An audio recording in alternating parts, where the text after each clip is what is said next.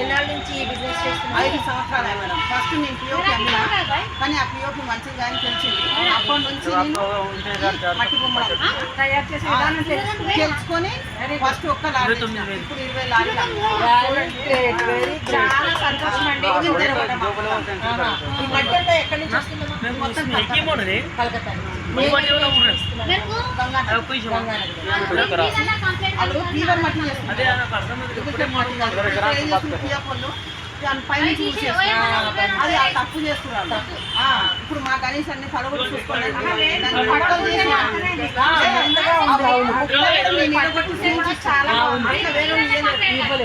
తర్వాత ఇవన్నీ పూజ అయిపోయిన తర్వాత వీటిని ఎలాగ మనం నిమజ్జనం చేస్తాం? మనం ఎలా నిమజ్జనం చేయాలంటే దీన్ని ఇంట్లోనే ఒక బకెట్ తీసుకొని ఒక కుండి తీసుకొని ఆ కుండీలో పెట్టండి. అందులో మొక్క పెట్టండి.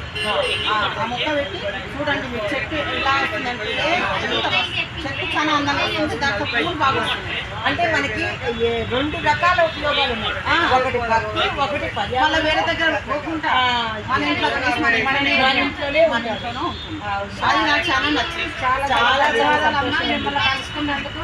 ఎందుకంటే మీరు ఫస్ట్ పిఓపి చేసేది, మళ్ళీ పర్యావరణం గురించి దానికి ప్రత్యామ్నాయంగా గవర్నమెంట్ చాలా ఆపాలని చూస్తుంది, కానీ గవర్నమెంట్ ఆగనిస్తుంది. పబ్లిక్ తక్కువ రేట్ అని దాని విషయం మంచిది కాదు. ఆ కవర్లు నీళ్ళ పడుతున్నాయి, ఆ చేపలు ఎన్ని చచ్చిపోతున్నాయి, అవన్నీ ఏం చేస్తలేరు, చాలా ఇస్తలేరు. వాటిని చంపే హక్కు మనకి లేదు. లోన్ లేని జీవాలు ఎన్ని మొన్న మా కుంట పక్కలకి ఎన్ని చేపలు తెచ్చుకున్నాయి. చూడండి, ఆవిడ బిజినెస్ చేస్తుంది, అది కూడా తెలుసుకుని మట్టి వదిలేసి మార్చేసుకుని ఇప్పుడు గోల్డ్ మొత్తం చూడండి గొడవ అంతా అది ఒక్కలారి అమ్మేదాన్ని ఇప్పుడు ఒక్క లారీ అమ్మేదంటే ఇప్పుడు గోల్డ్ లారీ చాలా సంతోషంగా ఉందండి. చాలా అమ్ముతున్నా. చాలా సంతోషం. ప్రతి ఒక్కళ్ళు వచ్చి ఇక్కడ ఈవిడికి ఎంకరేజ్ చేస్తూ మనల్ని మనం కాపాడుకుందాం, మన పర్యావరణాన్ని కాపాడుకుందాం. ఇక్కడికే రండి, ఇక్కడే వచ్చి ఆ బొమ్మలు హోల్సేల్ పెట్టేసాను. మళ్ళీ ఎక్కడంటే ఇది మన శిల్పారామం పక్కనేనండి.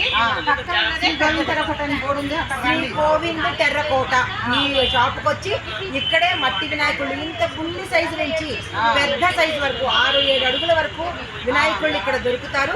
ఇక్కడికి వచ్చి షాపింగ్ చేసి ఈవెన్ మరిన్ని లారీలతో మనకి బిజినెస్ చేసేలాగా ఎంకరేజ్ చేద్దాం. నాదైతే బిజినెస్ పెరిగింది.